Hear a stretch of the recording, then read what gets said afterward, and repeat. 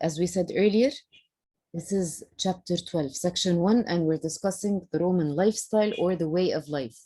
We discussed the division of the country or the city of Rome.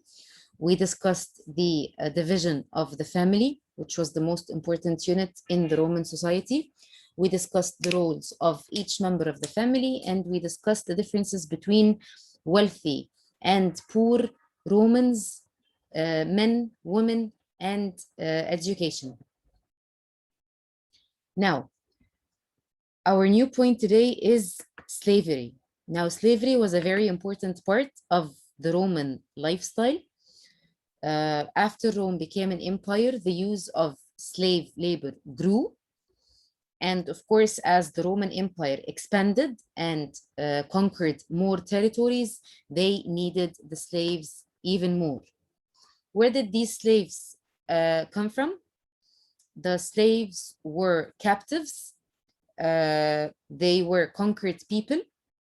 They were prisoners. They were soldiers of the losing side. Now, enslaved people performed many different jobs, or they had many different tasks in the Roman Empire. They worked in homes, they harvested crops, they mined, and they helped building roads, bridges, and aqueducts in the Roman Empire. Now, many enslaved Greeks from the areas that the Romans conquered were well-educated. These well-educated slaves, they served as teachers, doctors, and artisans, but they were still slaves. So they did work as doctors, teachers, and artisans, but they still belonged to someone. These were the well-educated Greek enslaved people. For the rest, or for the most of the rest enslaved people, their life was miserable. They were not educated.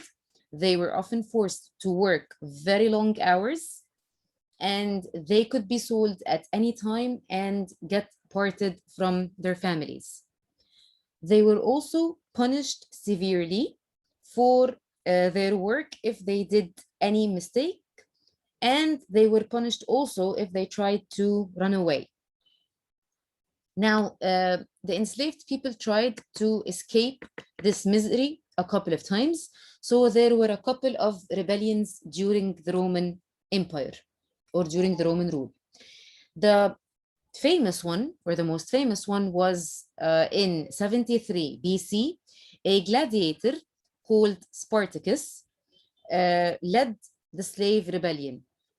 Spartacus was a gladiator, and if you remember from yesterday, gladiators, they were people who were either prisoners, criminals, or people who were conquered by the Romans. So Spartacus was a gladiator. He took his followers and his forces, and he moved through Italy. He collected more than 70,000 followers. Spartacus wanted to increase his rebellion and reach the Alps so that they can escape. And from the Alps, the enslaved people could each and everyone return to their homeland. But unfortunately, the Roman army crushed the revolt, and Spartacus was killed along with 6,000 of his followers in the battle with the Roman army, and him and the 6,000 followers were crucified. If you do not know what this crucified means, it means that they are hanged on a cross with nails. So they would hang them, they would put a nail in their hands, in their feet, and they would nail them to the cross, leave them to bleed till death. So this was the most famous slave rebellion. So far, talking about slaves, is it clear?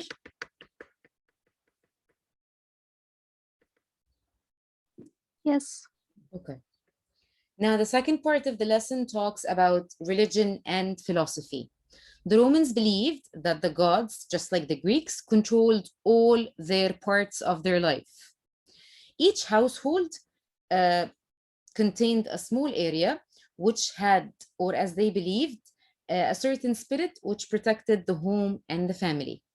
They believed that gods protected the entire empire. Just like the Greeks, they believed that they had gods, like the Greek gods and goddesses.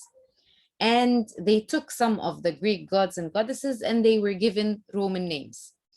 For example, the Greek god Zeus, if you remember, the chief Greek god or the main Greek god Zeus, in the Roman Empire or in the Roman religion became Jupiter, and he was known as the sky god. Aphrodite, the goddess, became Venus, but she was still the goddess of love and beauty. Romans, they worshipped their gods and goddesses by praying and offering food to them, just like the Greeks. Every Roman home included an altar. An altar is like a statue that has the picture or the shape of the god, and it has a certain section in the house in which they go to and pray in certain occasions or as they wish. At the altars, the head of the family made offerings, which included, these offerings included incense or certain stones with nice smells, wine, honey, and sometimes even the family meals. So if we're going to compare between the Romans and the Greeks in terms of religion, they both believed that the gods controlled all their life. They both believed that the gods had the spirits and the spirits protected the country and the family. They both even had or shared the same gods, but with different names. Now, the government officials also, not only families, they made offerings and sacrifices. The government officials, they made offerings in temples, not in altars, where the important gods and goddesses of Rome were honored. Temples were large areas that were open to all people and included a lot of important gods. Now, what else did the Romans copy from the Greeks? They also copied philosophy. They used the Greek philosophy. One of the examples which they copied was the philosophy of Stoicism. For the Greeks, Stoicism was about finding happiness through reason. But Romans believed that this philosophy was about learning to live in a practical way. The philosophers, they urged the people to participate in public affairs, to do their civic duty, and to treat all the conquered people well. And they believe that this is the way that they can find their happiness, not only through reason, but through good actions or through practical ways. So if you're going to compare between the Greek philosophy and the Roman philosophy, especially the philosophy of Stoicism, Greeks believed that Stoicism was about finding happiness through reason, while Romans believed that happiness is found in other practical ways, like performing your public duty, your civic duty, treating conquered people well, and showing people actually that you're a good person, practically, not theoretically. As the empire grew, the Romans came into contact with people who also practiced different religions. So they first started with copying the Greek religion. They had the same gods, they had the same offerings and ceremonies, but then as the Roman Empire started to expand vastly, they started meeting other people who practice different religions. So Rome allowed these people to practice their own religion as long as they do not threaten the government. So far, talking about the Roman philosophy and religion, do you have any questions?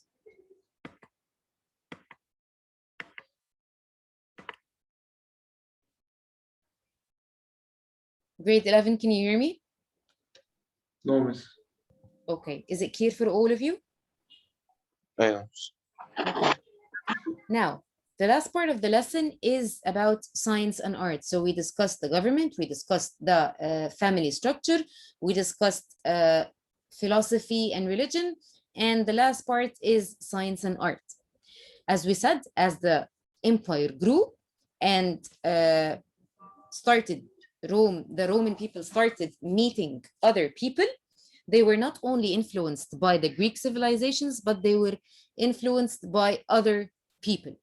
But the beginning was always the influence from the Greek civilization. So it was always the Greeks who influenced them the first, whether it's religion, whether it's the family structure or rules, or finally, whether it's the science and art. Now, the Romans, they admired and they studied the Greek art, architecture, and philosophy. As we said, they copied the main philosophies, and they also copied some of their art and architecture. In science, the Romans also learned from Greeks. A Greek doctor called Galen introduced many medical ideas to Rome. One of the most important ideas which he introduced was the importance of anatomy. Anatomy is the study of the body structure. How did he introduce this idea?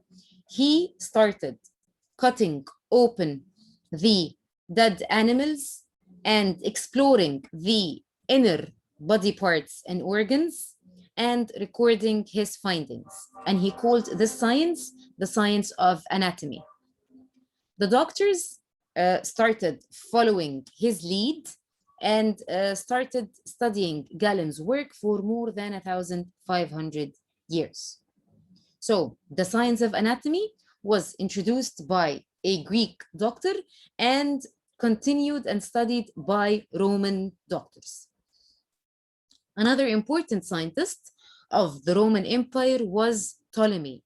Ptolemy lived in the city of Alexandria in Egypt, which was founded by Alexander the Great, if you remember. He studied the sky and carefully mapped and found out the places of over than 1,000 different stars.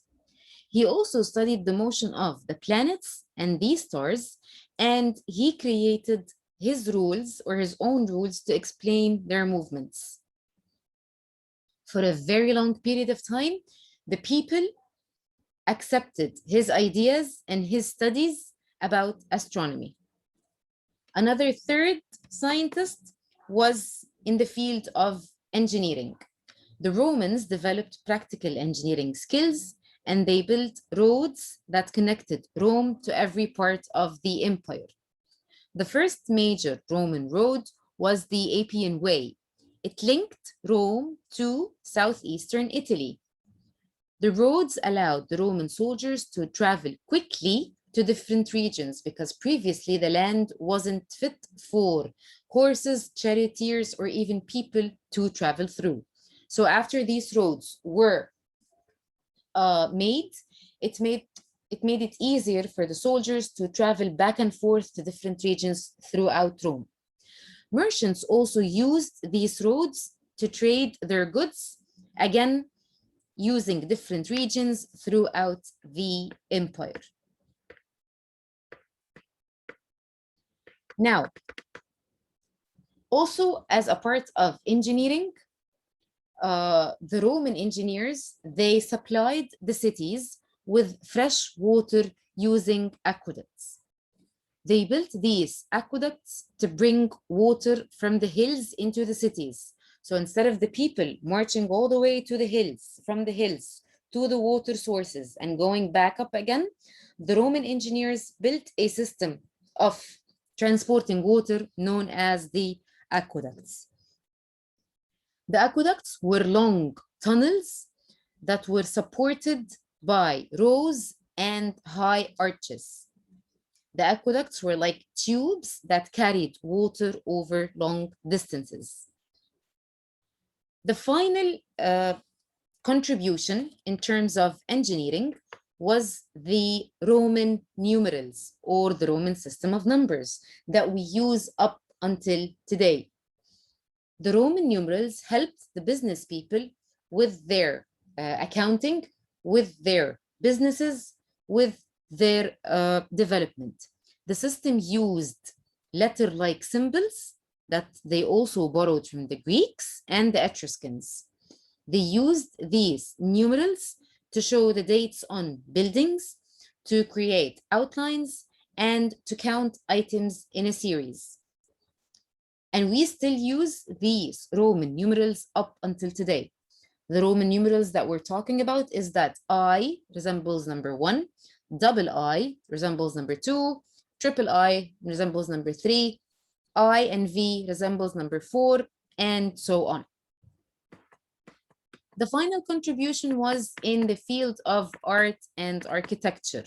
The Romans, as usual, they adopted a lot of features from the Greek art and architecture, but they also managed to adjust it and develop their own styles. The Greeks, they made statues that showed perfect humans with beautiful bodies.